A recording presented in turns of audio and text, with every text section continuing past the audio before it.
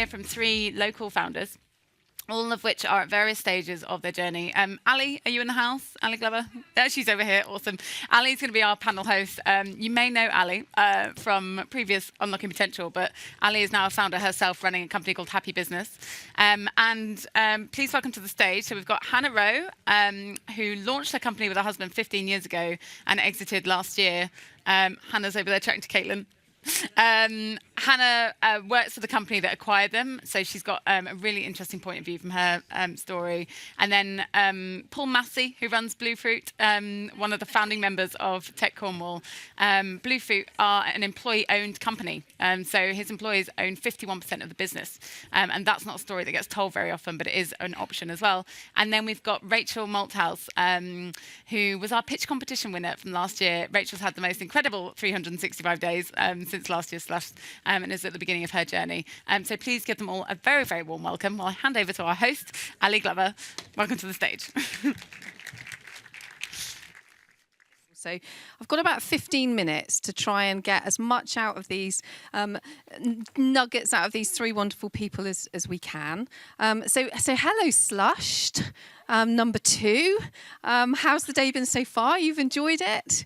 Lovely full house of people. Without further ado, because I think we're starting a little early, which is great, which means we've got more time.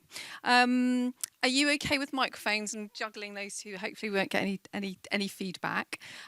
So Nikki's done a brilliant introduction of these 3 brilliant people. So Hannah, 16-year-old business, founded by you and your husband, hit that point where you have now been acquired by a much larger company. Tell us that story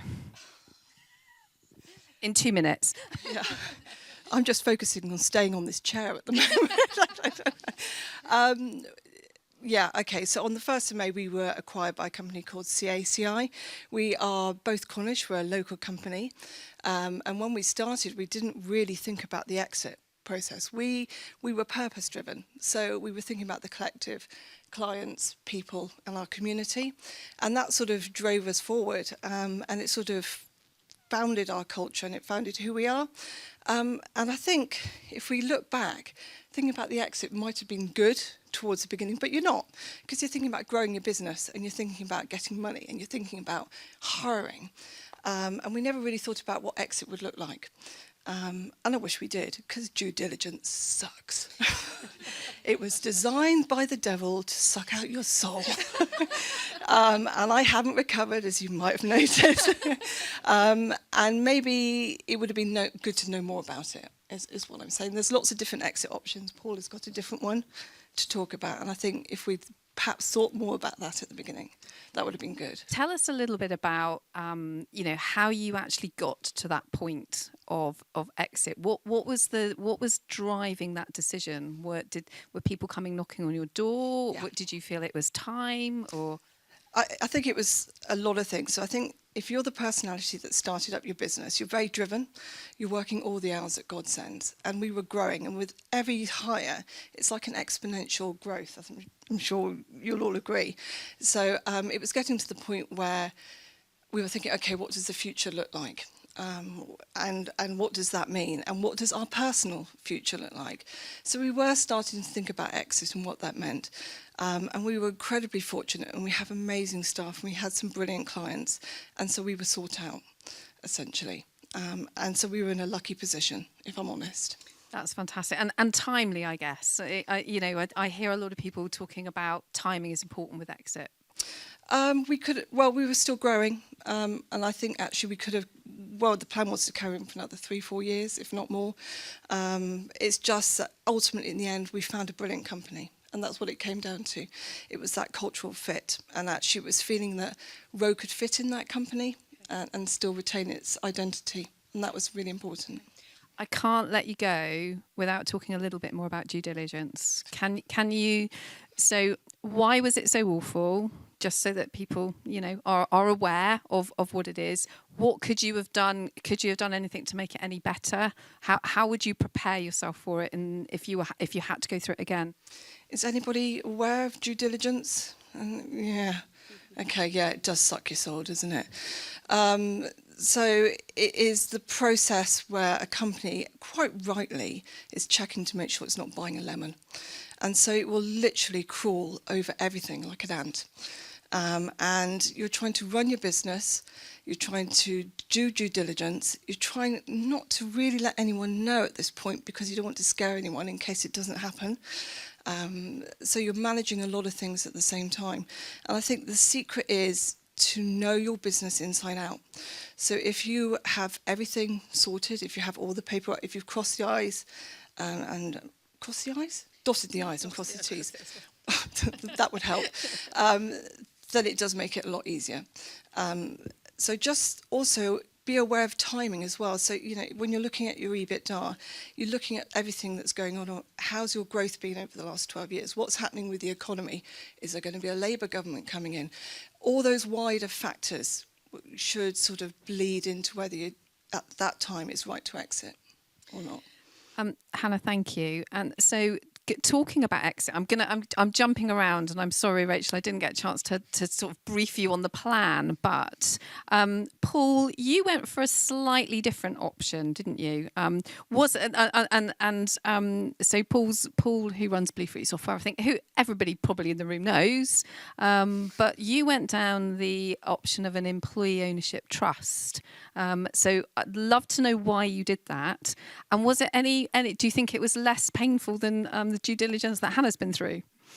Yeah, really interesting, because similar starting journey. When I started the business, I had no view on what the exit was going to be. I actually started the business because I just wanted a great place to work, and so a lot of the energy went into finding business, finding employees, building the culture, and then as time went on, personally, all my sort of capital was in the business, and so every up and down of the business was meant everything was at risk. And so as time went on, we started exploring what exit strategies would look like. But my goals weren't just financial either. I'd built somewhere I wanted to work, and I wanted to leave a bit of a legacy as well. And so when I found out about employee ownership, it felt like a really good balance between the two. Definitely easier in terms of due diligence. We could go through a process of valuation and things for the kind of transaction, but it's not to the same level of detail. And what's been your experience of employee ownership? Does everybody in the room got a sense of what employee ownership is? Is it worth Paul just giving you a quick? How does it work? But yeah, everybody knows. Let's find out. Paul, tell us. So it's a bit similar to like a management buyout or something like that. So, but instead, and there's a few different models. The model we went with is called indirect ownership. So what that means is, rather than individual employees getting shares in the organisation, we set up a trust, and we sold the shares to that trust, and that trust owns those shares on behalf of the employees, and the trust's goal is to work to the benefit of the employees, but just the current employees. So if people move on, then they no longer benefit from that trust. It's supported by the government and HMRC, so there's huge tax breaks, which kind of make the whole thing work, because the trust buys the organisation out of the profits, which would have been my profits if I hadn't sold it. So it feels a bit weird, but because there's all these huge tax breaks, the whole thing kind of adds up. What are the benefits that you've seen from having, all of your employees owning a significant proportion of the business? I think it's probably best described as that there's almost kind of three groups of stakeholders. So for me personally, it achieved my goals. It helped me to sort of crystallise some of the value I'd created in the business, and do things like buy a house, as well as kind of leaving a bit of a legacy of a business, knowing it was going to carry on with the same culture that I kind of set up. So those are my personal benefits. For the employees, it gave them much more empowerment. Empowerment was always a kind of key, and is still a key value for the business, but it enshrined that empowerment in the governance of the business. Again, that's about looking forward to where the business is going, and sort of one that we didn't kind of plan for as well is for our customers as benefits as well, that we didn't really expect from our customers' point of view. Actually, us being acquired would be a risk. We're a key supplier for all of our customers, and so us disappearing, or so I think that's particularly relevant for sort of more service type businesses. So for them, it kind of gave a form of security as well. Okay, that's brilliant. I'll keep an eye on the clock.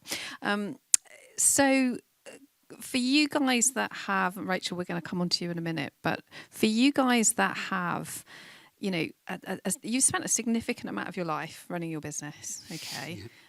If you could go back, knowing where you are now, what would you do differently? What advice would you give to, you know, very early startups about what they maybe should be thinking about a bit sooner, and just give us the benefit of your wisdom, being in this position now. I mean, one thing I'd say is I don't regret not being overly focused on exit at the beginning. You know, it's for me the journey is more important than the destination, and so by not being overly focused on that exit and making sure I was building the business that I wanted to be part of, you know, that I don't have any regrets about that approach. That's brilliant. How about you?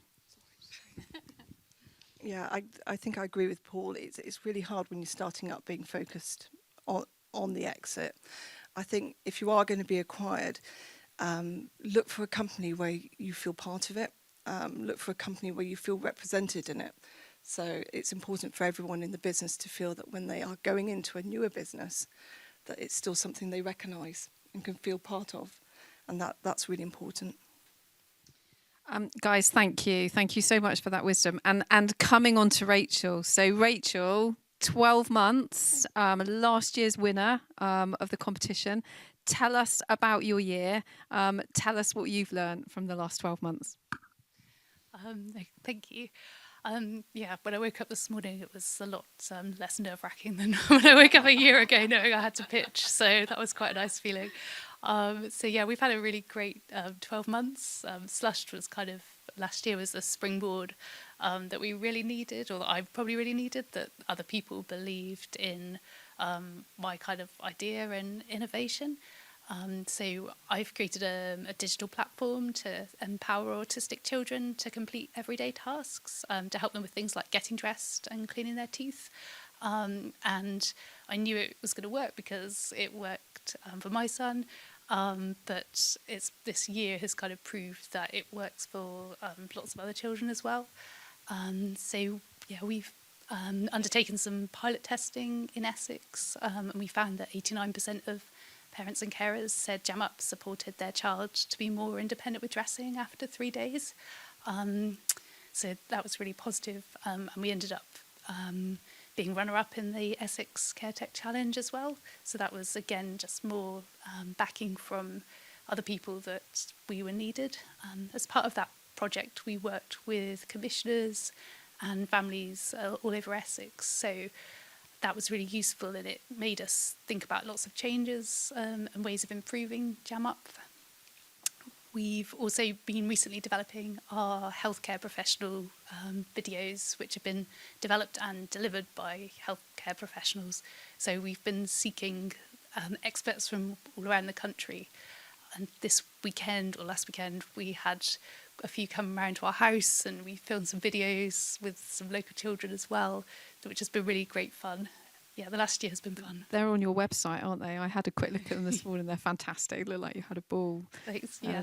So you've I mean, in 12 months, it sounds like you've hit some sort of key milestones for yourself. Do you get that feeling that you're on the journey? Are things starting to happen?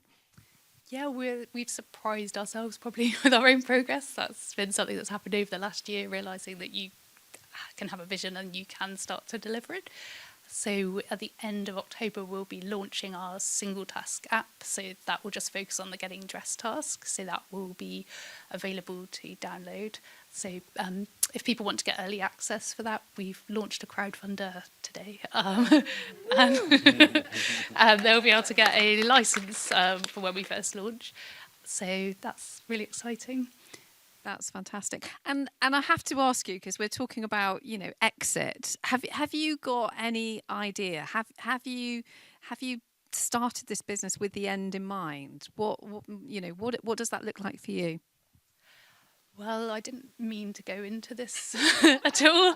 There was just a phase. I was supposed to be doing a PhD, and there was a phase where it took a while for some ethics to come through, and I got a bit distracted on Gem Up. So that's how this started. So I hadn't even planned the start, let alone the exit. I love that. and that's, that genuinely, I think what you can see from these people is it comes from passion, it comes from community, it comes from belief, it comes from wanting to look after people and create something that provides a legacy. So I wish we had time for questions, but Hannah, I think for you, you're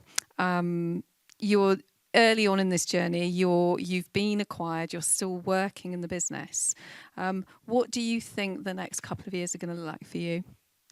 Yeah, it's really tricky. I think any business owner in the audience today knows actually it's a slightly different mentality. I think from being an employee. I think, would we agree on that one? So it doesn't naturally make you a brilliant employee. I'm not going to lie. But so I don't know is the answer. I suspect we'll start another business at some point. What it will look like, I don't know. But at the moment, the focus is on very much making it work because it's a brilliant company that we've been acquired for. So we want it for our employees. That's quite interesting because many people start a business because they just cannot stand the idea of being employed. But you, I think you're probably a more influential employee than most, I would imagine. Oh no. No? I mean, same for you, Paul. What is next? I think what I'm hearing is your employee ownership has sort of enabled that next phase of Blue Fruit. We've got really exciting things going on, and which is partly spinning out from Blue Fruit, but we're here today with Blue Fruit Labs, which we kind of see as a startup, and we're looking at doing product.